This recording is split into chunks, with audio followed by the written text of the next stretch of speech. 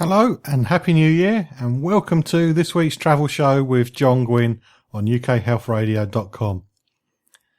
It's a new day for my broadcast. There was a little bit of a change around at UK Health Radio, so if there's other shows you're listening to, please do check the website for the new schedule. City breaks are covered on this week's show. My first guest is going to be talking about Florence as a city break destination. And the second guest is going to be talking about taking a helicopter trip around London or over part of London. It's something I've not tried yet in London, but I have done helicopter trips elsewhere. I did one in Vegas for a friend's wedding, and we thought we tipped quite handsomely between us. But when I handed the tip over, they thought that was just from me and my wife, and they got quite upset when they found out that was from all five of us. And then they tried to put the prices up and stuff to try and get the money back up to what they were expecting. That's always something to look out for when you go somewhere and they're expecting tips. Make sure you know how much they're expecting. When I was a travel agent, I used to get loads of free or discounted trips. But my trip to Florence a couple of years ago was different. This one was a prize given to my wife by her company. She had worked well over the year, so she was given a weekend break, and she chose Florence, mainly for the vegan food. So it was a holiday that we didn't have to pay for, which was nice. I did happen to reject the hotels that the company who were organising this first suggested.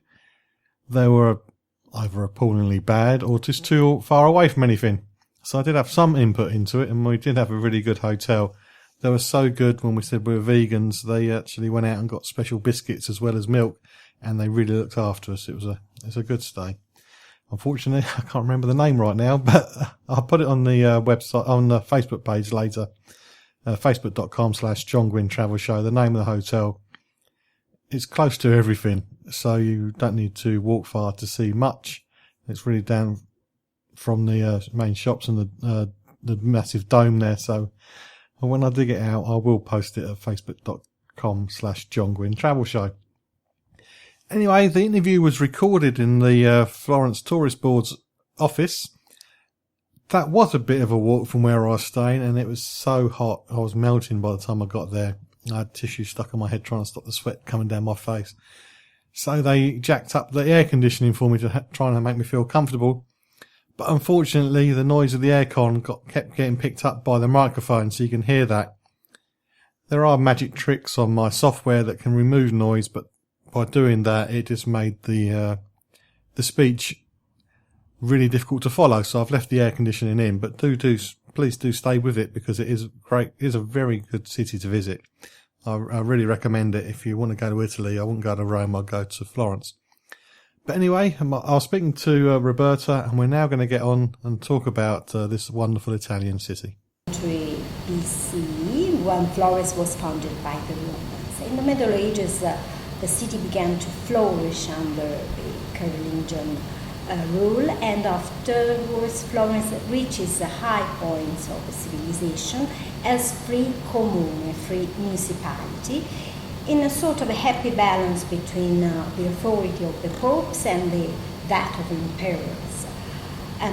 In the 15th century, Florence came under the sway of Medici, a powerful family of bankers, thanks first to Cosimo the Elder and then to Lorenzo the Magnificent, the political mastermind of the Renaissance in Italy. This period, the Renaissance, marked the peak of the city's economic and artistic splendor.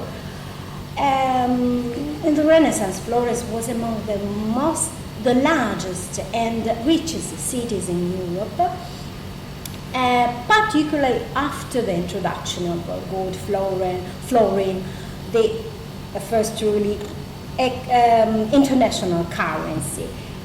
Florentine money financed the English kings during the 100-year years war.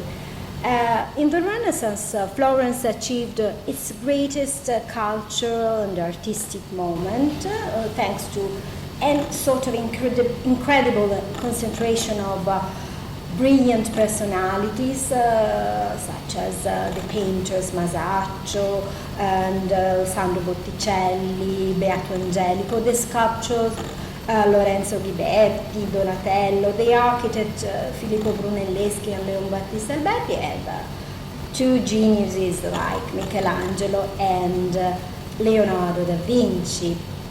The Medici were succeeded in the 18th century by the Grand Dukes of Lorraine, some noblemen from Austria, who governed Florence until the unification of Italian peninsula in 1860.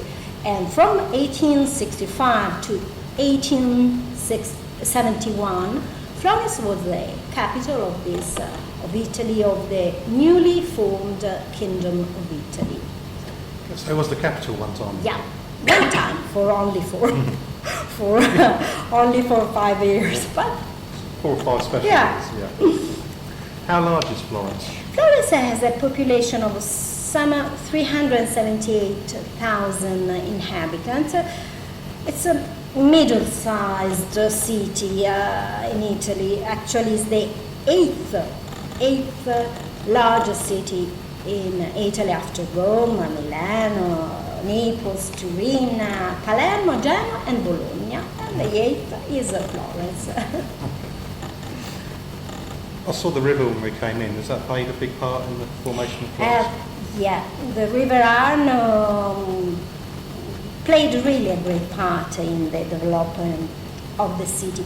First of all, by providing the great quantity of water necessary for the production of textiles, and the main economic resource for Florence in the Middle Ages and then partly in the Renaissance.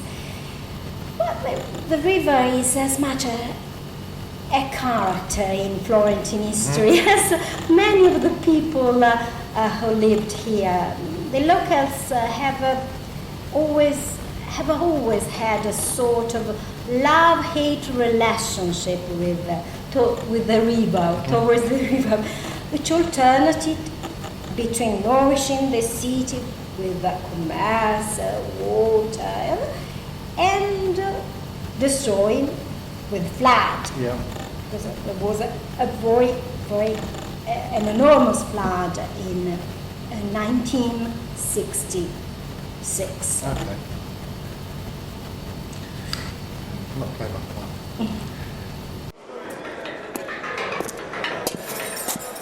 What about my phone call? I want to call my family. Too late now. Please, please, please. Step through now, please. Oh, no. Too late now. Here's the goods. You take them in false bottom bag, you strap them to your body, it's up to you. Look, I've changed my mind. I want out. Too late now. So, you're offering me a free holiday? Yeah, I just have to bring back something for a friend of yours. that's right. You get some serious cash. Right. Well,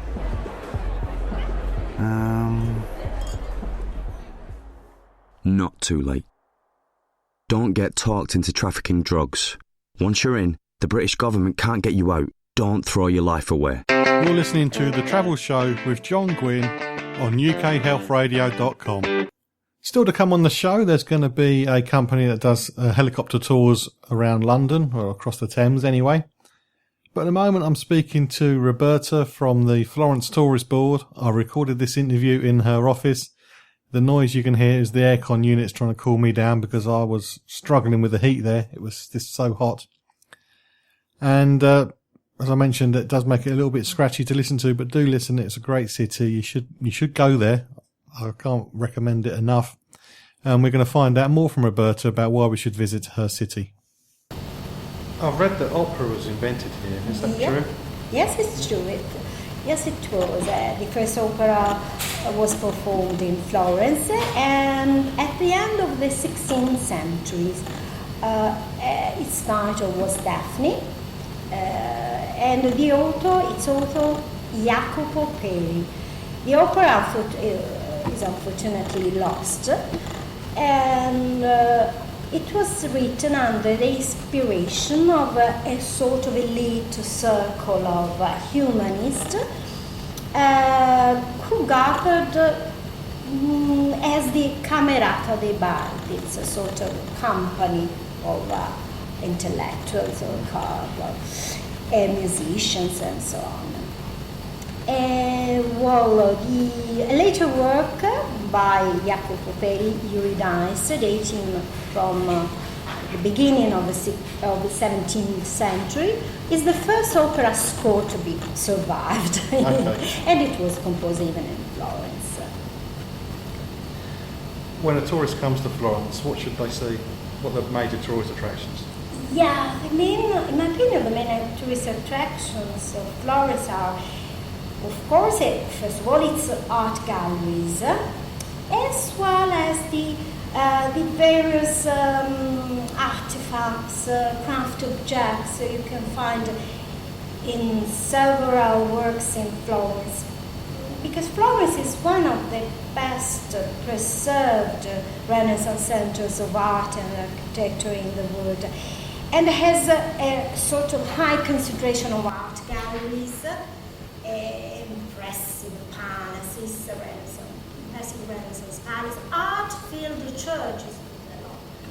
And Florence and its area boasts nearly 170 museums, including, of course, the large collections of Fizzigali Academy, where David is housed, David by Michelangelo is housed, but and the small, fine private collections as well. Also, Florence is and the surrounding area offer so wide, a wide variety of goods, craft products, art objects, that we can easily assert that the city is really a paradise for shopping lovers. Among the most typical Florentine craft specialities, I can mention, for instance, gold and silver work, leather work, mosaic items, decorative paper items, embroidered fabrics, a lot of things. You can buy a lot of things here. So it's a very good place for shopping. I've just walked here and it's quite warm, so perhaps I should